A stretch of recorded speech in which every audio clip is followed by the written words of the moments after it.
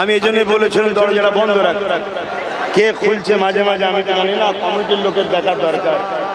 শাইখুল বাঙ্গাল আল্লামা সৈয়দনা আবু বকর সিদ্দিক দাদা হুজুর রহমাতুল্লাহ আলাইহির সিলসিলার অনুসারী অনুগামীদের ভিড়ের ঠেলা সহ্য করার অভ্যাস আছে।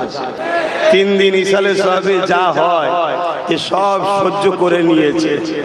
আল্লাহ পাক আমাদেরকে কবুল করেন, দুনিয়ার কল্যাণ আখিরাতের কল্যাণ, বলুন আল্লাহুম্মা আমিন। তো ভাইয়েরা আমার, আজ বর্তমান পরিস্থিতিকে সামনে রেখে কোরআন সুন্নাহ দ্বীন ইসলামের আলোকে গুটি কত কথা আপনাদের কাছে বলবো।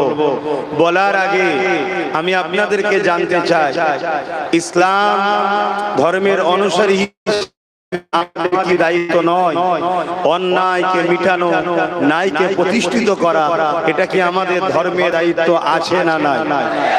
আল্লাহ পাক কোরআন পাকের মধ্যে বলছেন, কোরআন পাকে আল্লাহ পাক জানাচ্ছেন, ওখানে শুধু পিছন থেকে ধাক্কা দিচ্ছে পড়ে যাবে।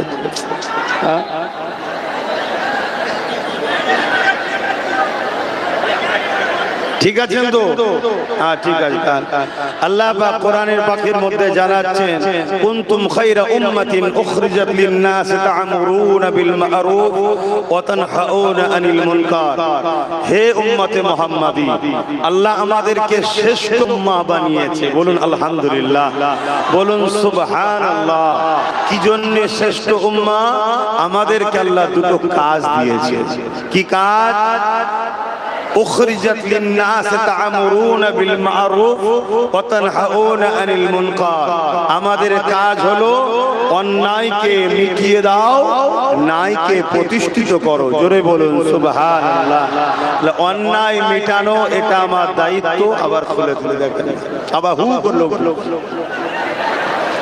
অন্যায়কে মিটানো আর ন্যায়কে প্রতিষ্ঠিত করা এটা আমাদের দায়িত্ব। আর এই দায়িত্ব আমাদের ঘরে কে দিয়েছেন? আল্লাহ। বলুন কে দিয়েছে? আল্লাহ। যদি কেউ জালিম হয় তার বিরুদ্ধে রুখে দাঁড়ানোর নাম হলো ইসলাম। জোরে বলুন সুবহানাল্লাহ।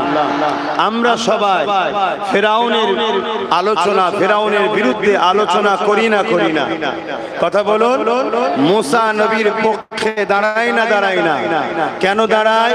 মুসা নবীর পক্ষে আল্লাহ, ফেরাউনের বিরুদ্ধে আল্লাহ। তাই আমরা মুসা নবীর পক্ষে, ফেরাউনের বিরুদ্ধে। কিন্তু দুঃখের বিষয়, মরা ফেরাউনের বিরোধী করতে সবাই ভালো লাগে। এখন যেসব ফেরাউন নতুন করে আবির্ভাব হয়েছে তাদের বিরুদ্ধে আমাদের উলামাদের একটা বড় অংশ খামোশ। সবাই নয়, অনেক উলামারা মুখ খুলেছে, অনেক উলামারা মুখ খুলছে, অনেক উলামারা যুগে যুগে যুগের ফেরাউনদের বিরুদ্ধে কথা বলেছে, বলছে। ইনশাআল্লাহ যতদিন জুলুমের বিরুদ্ধে হকের পক্ষে বলনেওয়ালা থাকবে, ততদিন সূর্য উঠবে, চাঁদ উঠবে, এই জমিন থাকবে। আল্লাহ পাক ততদিন দুনিয়াকে রাখবেন। যেদিন জুলুমের বিরুদ্ধে বলা লোক থাকবে না, সেদিন আমার আল্লাহ এই দুনিয়াকেও আর রাখবে না। জুলুমের বিরুদ্ধে বলা, জুলুমের বিরুদ্ধে লড়াই করা, জুলুমকে খতম করা, অন্যায়ের বিরুদ্ধে বলা, অন্যায়কে খতম করা, ন্যায়ের পক্ষে থাকা, এটা হলো সকল নবীদেরও সুন্নাত। জোরে বলুন সুবহানাল্লাহ। আমাদের নবী, নূর নবী, দয়ার নবী, হাবিবুল্লাহ জনাবে মুহাম্মদ রাসূলুল্লাহ সাল্লাল্লাহু আলাইহি ওয়াসাল্লামের সুন্নাত ন্যায়কে প্রতিষ্ঠিত করা, ন্যায়কে প্রতিষ্ঠিত করা, অন্যায়কে মিটিয়ে দেওয়া, এটা আমার নবীর সুন্নাত। জোরে বলুন সুবহানাল্লাহ।